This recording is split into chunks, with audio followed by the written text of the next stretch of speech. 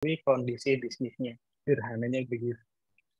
Jadi kayak biar kalau owner, bisnis, manager itu kalau ngelihat apa bisnisnya itu gampangnya tinggal ngelihat papan skor itu aja, nggak perlu ngecek nanya-nanya ke karyawan, ngecek secara langsung bagaimana penjualan dan sebagainya. Itu fungsinya dashboard. Nah, pada malam hari ini kita akan coba membuat dashboard interaktif tapi pakai Google Spreadsheet.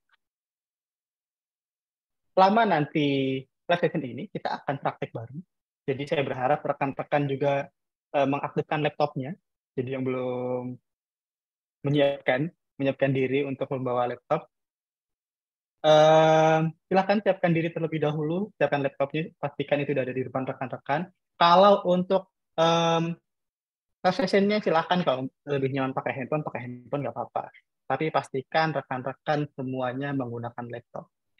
Oke, Mas Alexander Wibowo, nggak apa-apa. Kalau memang masih di jalan, hati-hati di jalan, tetap fokus. Oke, kalau masih di jalan nggak apa-apa ya. Gitu. Jadi, tapi kalau yang punya kesempatan untuk bisa praktek bareng, saya sangat sarankan untuk praktek bareng. Nah, selain itu kita juga nanti ada Q&A. Jadi, selama kita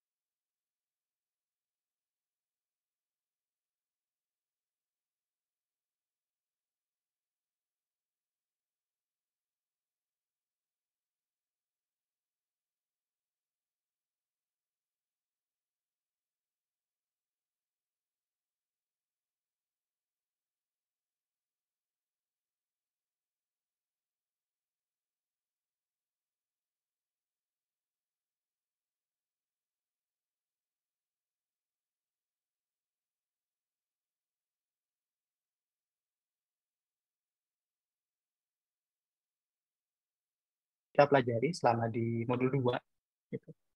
Kita udah belajar tentang yang namanya data preparation, mulai dari menghapus data duplikat, kemudian rekan-rekan buat data tabel yang lebih user friendly. Habis itu rekan-rekan belajar beberapa function, text function, logic function, date function. Kemudian rekan-rekan juga belajar tentang formatting, termasuk ngasih warna, apa namanya, conditional formatting. Habis itu juga rekan-rekan belajar merubah format dan lain sebagainya. Itu semua akan kepakai ketika rekan-rekan mempersiapkan data. Kadang data yang datang ke kita itu benar-benar mentah banget. Contohnya gimana? Contohnya datanya itu ditulisnya Rp1.000. Rupiahnya ditulis pakai apa? Teks gitu. Rp1.000. Nah, masalahnya kalau datanya seperti itu, kan mesin kita nggak memahami ya. Rp1.000 itu akan dipahami sebagai teks, nggak dipahami sebagai angka. Kalau dia dipahami sebagai teks, maka nanti dia akan tidak bisa kita jumlahkan, tidak bisa kita lakukan perhitungan matematis sama sekali. Sehingga perlu kita siapkan data preparation. Kayak gitu ngefek. Termasuk nanti tanggal, misalnya formatnya nggak sesuai dengan format yang ada di spreadsheet. Gitu. Kita harus melakukan formatting tadi sampai data tersebut itu siap untuk dipakai. Dan ketika jumlahnya huge, banyak, ratusan ribu baris misalnya, nah itu akan butuh pengetahuan biar rekan-rekan tuh ngelakuinnya nggak manual-manual banget. Nah makanya pengetahuan tentang text function, replace, tentang text to column, nanti format itu akan sangat kepakai nanti ketika rekan-rekan di dunia kerja terus mendapatkan data yang sangat mentah. Maaf mas, maaf Kak Aris. Oke. Oh iya, siap deh. Mas DRM, silakan kalau mau open mic. Terima kasih Mas Wahyudi. Mau nanya sedikit Mas. Tadi ada Boleh. bahasa dari Mas Wahyudi terkait data yang mentah dan data itu boleh nggak sih kasih kisi-kisi data yang mentah itu seperti apa selain dari contoh yang tadi ya. Kemudian untuk menjadikan suatu data itu bisa dikatakan data yang matang, itu parameternya apa aja sih sebenarnya gitu loh. Karena jujur aja dari beberapa ujian yang ada yang kemarin di ujian itu jujur menanggapi tulisan atau instruksi itu aku jujur agak sedikit kewalahan ya. Ini maksudnya apa? Ini disuruh ngapain ya? Gitu. Jadi aku menerka-nerka aja itu. Seperti itu sih Mas Wahyudi. Jadi kadang-kadang nih kita dapat data, ini data mau kita apain sih sebenarnya? Kenapa? Karena jujur di apa namanya di instruksi yang dari kemarin ya ujian itu banyak sekali kata-kata yang menurut saya itu kok ini ambigu ya seperti itu. Terima kasih Mas Wahyudi. Oke, sama-sama Mas. Mohon maaf panggilannya Mas siapa? Saya Jaki Mas. Oh, Jack. Aku kalau manggil GRM kayak kurang enak gitu kan. Oke, Mas Jaki. Pertama rekaman nanti akan aku tunjukkan ketika kita praktek gitu ya. Jadi biar lebih mempersingkat waktu, nanti akan aku tunjukkan contoh data yang misalnya masih mentah. Nah, kemudian bagaimana kita mengetahui data itu udah matang atau belum? Gitu. Sebenarnya sederhananya ketika data itu udah bisa kita operasikan, dengan data itu kita sudah bisa mendapatkan insight yang kita capai, maka data itu sudah dikatakan cukup matang. Gitu. Itu terlepas nanti membersihkan dari data kotor ya, nanti ada yang namanya outlier, nanti ada yang namanya itu missing value. Gitu. Tapi kan nanti itu rekan-rekan pelajarinya masih nanti. Tapi untuk di spreadsheet masih di modul awal sekali ini, data bisa kita anggap sudah cukup matang itu ketika datanya udah siap untuk kita sajikan. Contohnya kalau tanggal itu formatnya udah tanggal. Gitu. Kalau formatnya udah tanggal kan kita nanti bisa spread itu bisa kita pisahkan data itu berdasarkan bulan dan tahun misalnya. Tipe datanya udah benar-benar date. Kalau datanya numerik, datanya itu udah benar-benar numerik, misalnya begitu. Kalau datanya misalnya kode, maka kodenya itu udah seragam. Misalnya kalau ID itu ID-nya tuh I besar semua, hurufnya kapital semua atau hurufnya kecil semua, udah seragam semua seperti itu. Jadi Oh, sederhananya, jadi Mas, mohon maaf saya tanggapi boleh ya langsung. Jadi mm, dari spasi yang berlebihan pun juga bisa dikatakan itu kurang, itu bisa dikatakan masih mentah ya Mas. Jadi spasi kan kadang-kadang pada saat ngetik kan mungkin spasinya 2 kali gitu kan.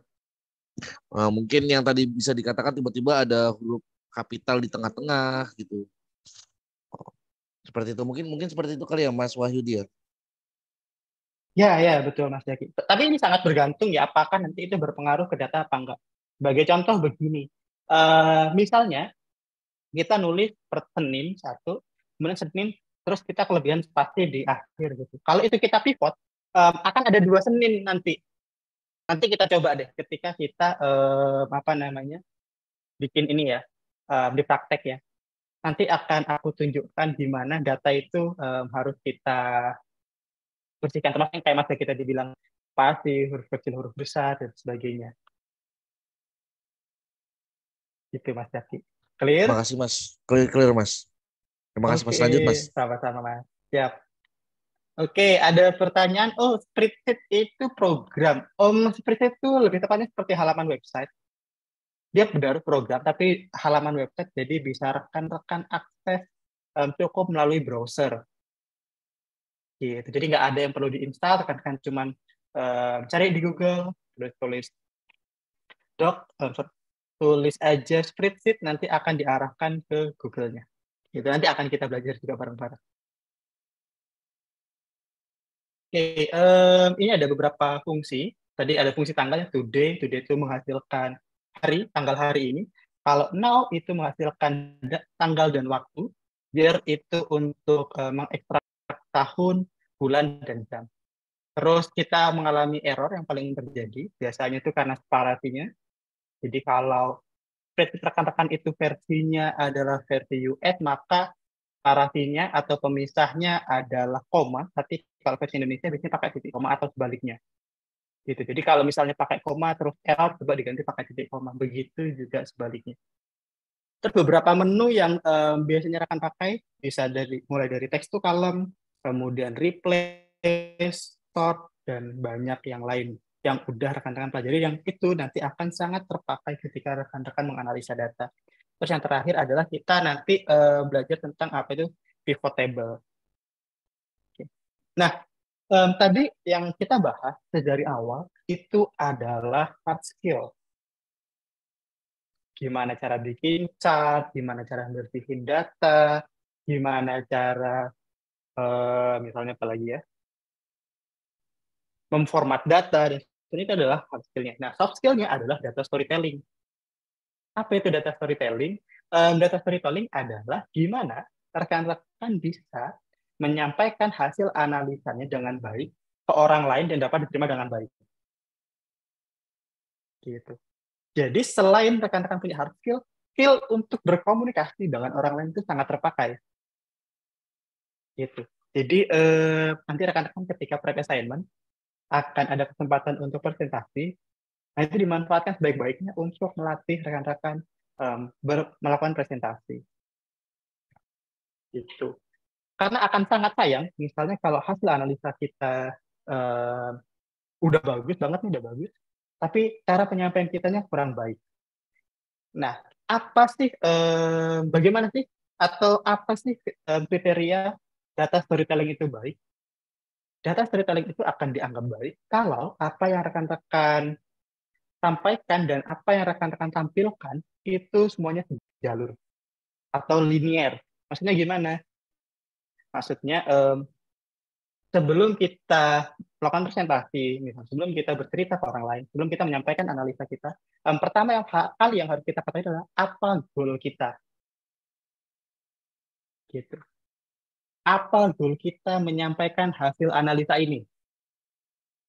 Kan insight kan nggak boleh cuma jadi sekedar insight ya. Pak, omset kita segini. Oh, udah.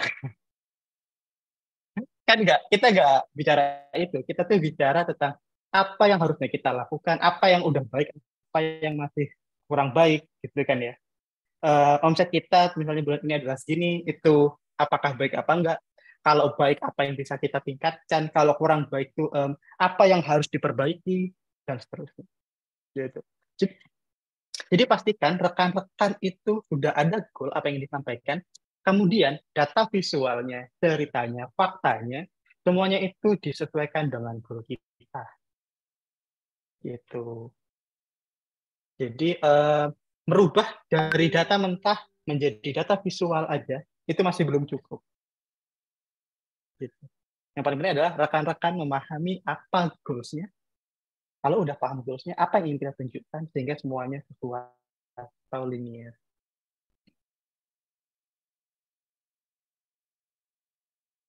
Ya, Mbak Aris, nggak apa-apa. Oke. Ini aku sampai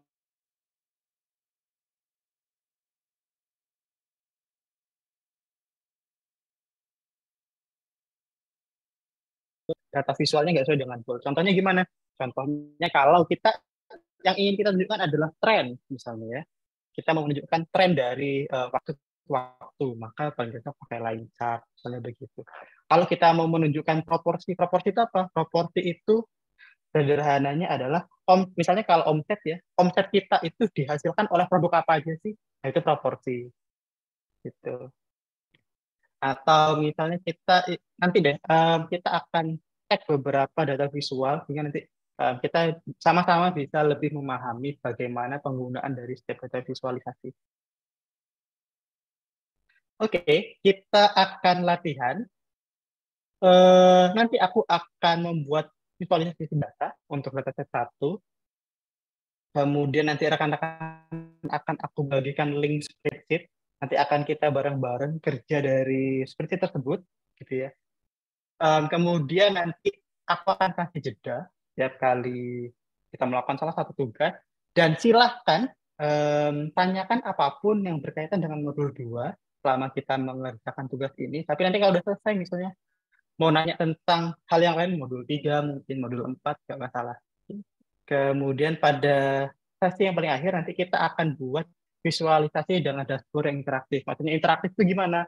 Interaktif itu misalnya kita mau filter untuk data tertentu. Kita mau filter dari tanggal ini sampai tanggal ini dan seterusnya.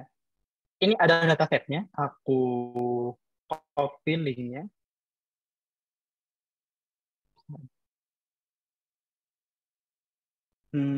Sebentar, kayaknya nggak bisa di copy dari sini deh. Kan aku copy linknya.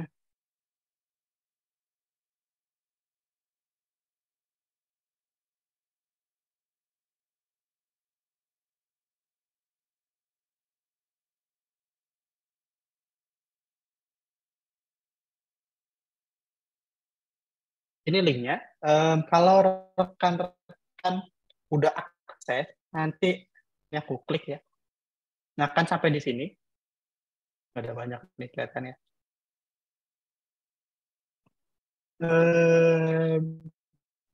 Rekan-rekan bisa klik file, habis itu make a copy.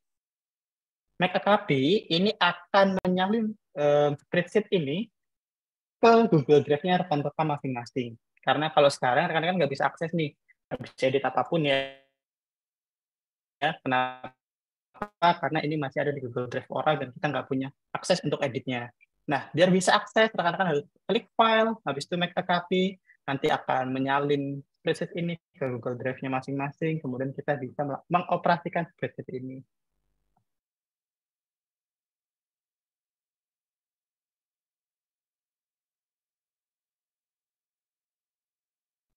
Nah, kalau udah, rekan-rekan akan ada di sini.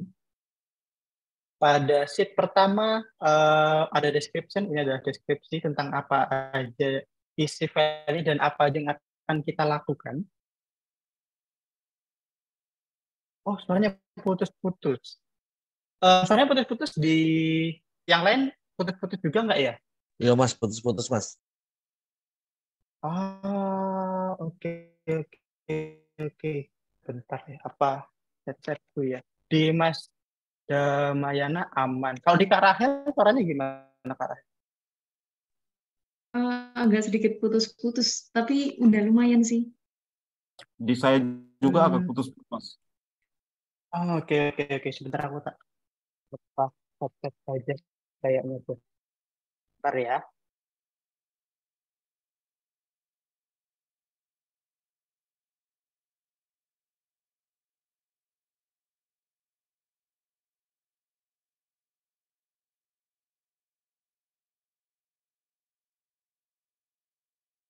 Soalnya masih putus-putus atau masih sama aja?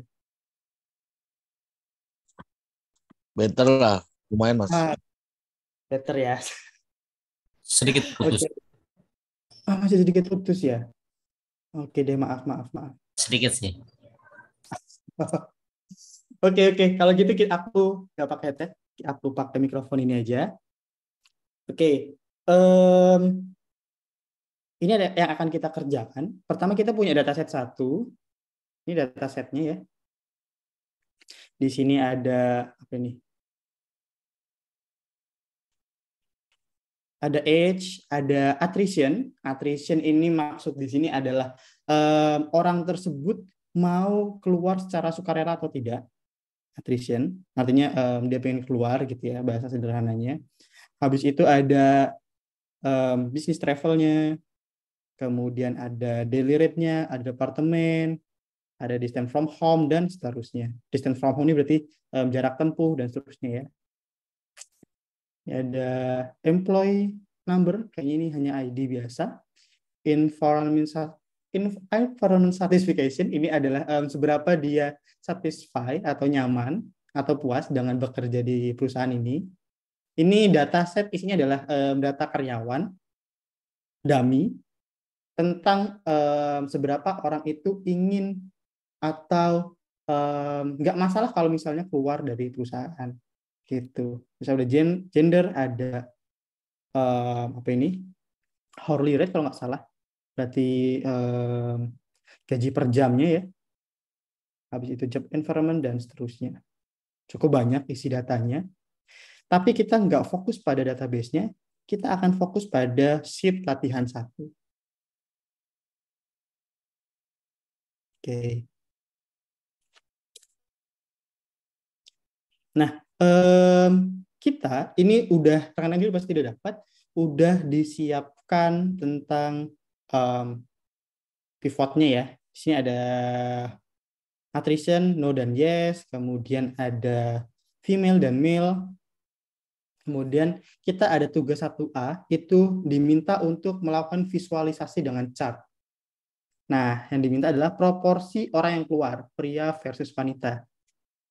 Nah, pertanyaanku adalah, menurut rekan-rekan semua, kalau pertanyaannya adalah menampilkan data proporsi orang yang keluar, pria versus wanita, akan lebih cocok menggunakan chart apa? Atau menggunakan bagian apa kira-kira? Ada yang punya ide? Bar chart, boleh.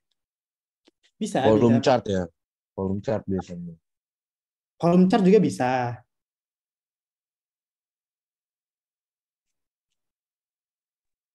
Ada lagi. Pie chart, boleh.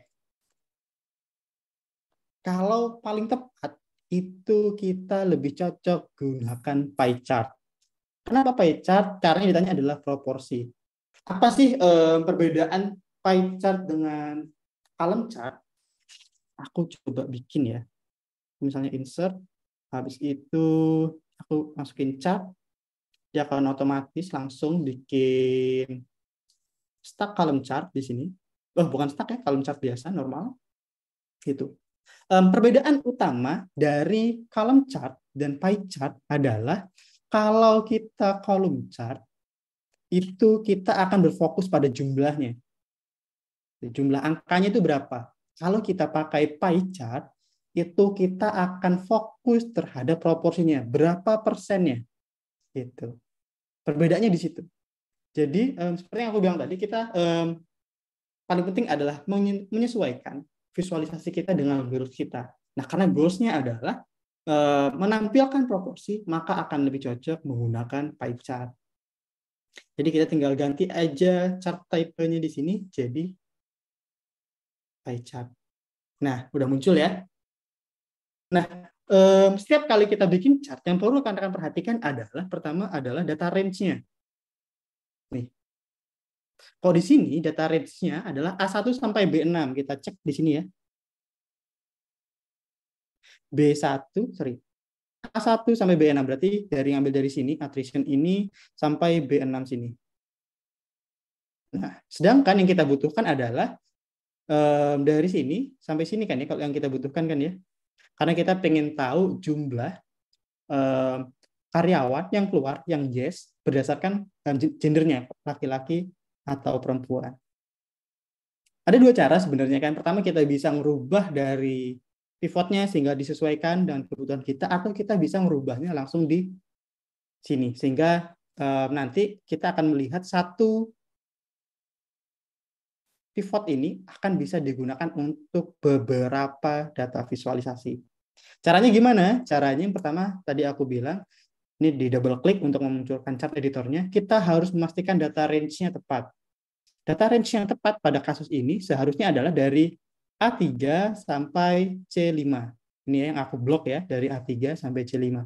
Maka data ini kita ganti, bisa klik ini, habis itu pilih, langsung di blok aja yang ini. Nah, langsung A3 C5 atau bisa ditulis secara manual. Habis itu klik OK. Akan muncul no data. Nah, bisa jadi ini karena ada yang perlu kita edit. Nah, di sini nih, di label. Itu kita pilih, ini biasanya ini biasanya aku checklist unchecklist. Nah, sehingga dia muncul seperti ini. Bisa klik lagi. Nah, ini bug sebenarnya ya, ada bug di di spreadsheet. Dia agak error karena tadi dia masih salah mengenali header. Dia kan tadi kita rubah ya data range-nya ya. Setelah kita rubah tuh ada error tuh dia karena header-nya nggak dikenali lagi. Terus di unchecklist, habis itu kita checklist. Nah, maka akan muncul ini nih. Masalahnya kita butuh value-nya yang yes. Maka kita ganti value ini jadi yes. Nah, maka akan ini menampilkan berapa proporsi orang yang keluar pria versus wanita. Kadang kita perlu merubah isi datanya. Misalnya di sini nih, ini harusnya bukan no ya, ini harusnya kan proporsi attrition by gender. Proportion. Terus misalnya aku rubah ini ke tengah. Nah, akan lebih bagus ya. Terus aku juga biasanya menyesuaikan warnanya agar warnanya itu lebih sesuai atau lebih cocok. Misalnya begini, female, perempuan. Kayaknya perempuan itu akan lebih cocok kalau warnanya pink misalnya ya. Diganti. Agar lebih representatif. Itu. Kita pilih, ini kayaknya jadi cocok ya pinknya ya. Nah, misalnya yang ini, kemudian karena male itu biasanya lebih ke biru, bisa jadi biru. Nah, ini sehingga dia lebih representatif. Sekarang kita akan lanjut ke yang selanjutnya. Ini membuat visualisasi dengan pie chart proporsi pria yang keluar versus yang stay. Kalau yang tadi itu kan yang keluar, tapi pria versus wanita. Kalau sekarang kebalik. Sekarang yang pria, tapi yang stay. Gitu. Yang keluar versus yang stay. Kita bisa insert lagi. Insert, habis itu kita pilih chart. No data ya, karena aku tadi nggak select apapun. Kalau masih begini, berarti kita perlu pilih range-nya. Range-nya masih sama dengan yang tadi ya. Jadi kita klik ini, kita geser, kita pilih dari A3 sampai C5. Dan oke. Sudah muncul, tapi secara default yang muncul adalah kolom chart. karena kita butuhnya adalah pie chart, maka kita ganti chart tipenya. Chart type-nya kita pilih yang pie chart. Masih male and female ya. Nah, karena kita pengen kebalikannya, maka kita switch row or column. Oke, udah otomatis ya langsung ya. Ini kalau aku unchecklist, dia laki-laki perempuan, tapi kalau aku checklist, yes or no. Ya. Habis itu, ini udah biarin. Kebalik, biasanya warna merah itu lebih merepresentasikan, benar berarti ya, warna merah itu kan lebih merepresentasikan sesuatu hal yang negatif. Biru itu lebih merepresentasikan sesuatu yang positif kalau dibandingkan merah. Misalnya kalau nilai itu biru atau hijau, biasanya lebih artinya lebih positif, sedangkan merah itu biasanya kita representasikan sebagai sesuatu yang kurang baik. Nah, karena dia mau keluar, itu berarti addressnya yes, dan dia itu kita anggap negatif, maka akan aku biarkan ini tetap merah yang yes. Kemudian yang no, aku tetap biarkan biru. Karena menurut aku ini sudah cukup cocok, cukup representatif warna terhadap isi datanya. Gitu. Lanjut ke pertanyaan yang C. Visualisasi pie chart proporsi wanita yang keluar dari stage. Gitu. Oh iya, benar. Value-nya masih belum diganti. Ini masih female, berarti ini harus diganti yang male. Sip, terima kasih. Sekarang kita yang ke perempuan, berarti ini tinggal di copy chart, ya, atau di Ctrl C, atau pilih yang tadi bisa titik 3 ini copy chart, sama aja. Habis itu taruh di sini, aku taruhnya di Q3, terus itu Ctrl V. Sudah muncul, sama persis, tinggal kita ganti menjadi female. Oke, masih mudah ya. Sejauh ini, rekan-rekan, ada yang ingin ditanyakan?